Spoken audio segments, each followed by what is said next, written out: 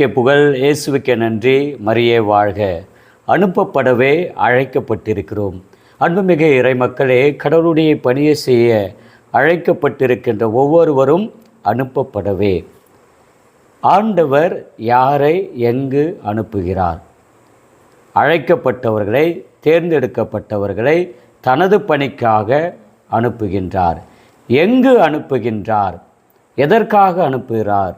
யாரிடம் அனுப்புகிறார் என்று பார்க்கும்பொழுதுதான் இன்றைய லூக்கா எழுதிய நற்செய்தி 4ஆம் அதிகாரம் 16 முதல் 30 வசனங்களிலே ஆண்டவர் இயேசு கிறிஸ்துவை திருநிலைப்படுத்தப்பட்டு அருட்பொழிவு செய்யப்பட்ட மீட்பராகிய இறைமகன் இயேசு கிறிஸ்துவை கடவுள் எந்த பணிக்கெல்லாம் அனுப்பியிருக்கின்றாரோ அதே பணிக்கெல்லாம் நம்மையும் அனுப்ப அவர் அழைத்திருக்கின்றார்.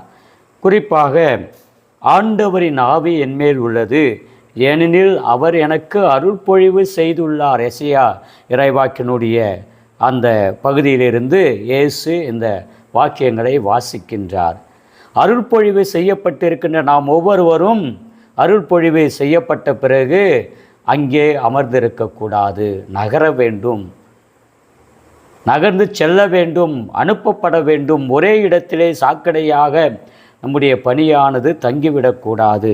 எனவே யாரிடம் அனுப்பப்பட வேண்டும் என்பதுதான் இந்த இறையரசினுடைய மைய பணியாக, இறை பணியாக திகழ்கிறது. ஏழைகளுக்கு நற்செய்தியை அறிவிக்கவும். ஏழைகளிடம் செல்கின்ற பணிதான் ஒவ்வொரு அபிஷேகம் செய்யப்பட்டோருடைய பணியாக இருக்க வேண்டும். சிறைப்பட்டோருக்கு விடுதலை கொடுக்கின்ற பணிதான் நம் ஒவ்வொருடைய பணியாக இருக்க வேண்டும்.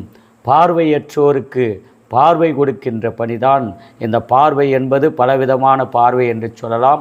அகப்பார்வை, புறப்பார்வை, உடல் ரீதியான பார்வை, மன ரீதியான பார்வை, வாழ்வியல் ரீதியான பார்வை, சமூக ரீதியான பார்வை என்று பல வகைகளில் நாம் எடுத்துக்கொள்ளலாம். முழக்கமிடவும், ஒடுக்கப்பட்டோரை விடுதலை செய்யவும். ஒடுக்கப்பட்ட ஒரு சமூகத்திலிருந்து வந்திருக்கின்ற ஒவ்வொரு குருவும் ஒவ்வொரு அருட்கன்னியர்களும் அந்த ஒடுக்கப்பட்ட நிலையிலிருந்து விடுதலையாக்கப்பட்ட பிறகு தன்னை போல பிறரும் ஒடுங்கிய நிலையிலே இருக்கின்றார்களே என்பதை பற்றி கொஞ்சம் கூட கவலைப்படாமல், அல்லது தான் வாழ்ந்த நிலையை மறந்துவிட்டு தன்னை அழைத்த இறைவன் எதற்காக நம்மை அழைத்தார், எதற்காக நாம் அனுப்பப்பட இருக்கின்றோம், ஒடுக்கப்பட்ட மக்களுடைய விடுதலைக்காக உழைக்க வேண்டிய அந்த ஒடுக்கப்பட்ட சமூகத்திலிருந்தே வந்த மக்கள் அந்த மக்களை ஒதுக்கி தள்ளுகிறார்கள். எவ்வளோ ஒரு மோசமான இறைப்பணியை நாம் செய்கின்றோம். ஆண்டவர் இயேசு கிறிஸ்து ஒடுக்கப்பட்ட மக்களுக்காக போராடியதால் மட்டுமே, வாழ்ந்ததால் மட்டுமே அவர் தன்னுடைய உயிரை நீத்தார். ஆனால் இன்றைக்கி தான் நம்ம ஒடுக்கப்பட்ட மக்களை பற்றி பேசுகிறதுக்கே அச்சப்படுகிறோம். மிகவும் ஒரு வேதனைக்குரிய செயல். நம்மை அழைத்த இறைவன் எதற்காக நம்மை அழைத்தார், எதற்காக நாம் அனுப்பப்பட வேண்டும்?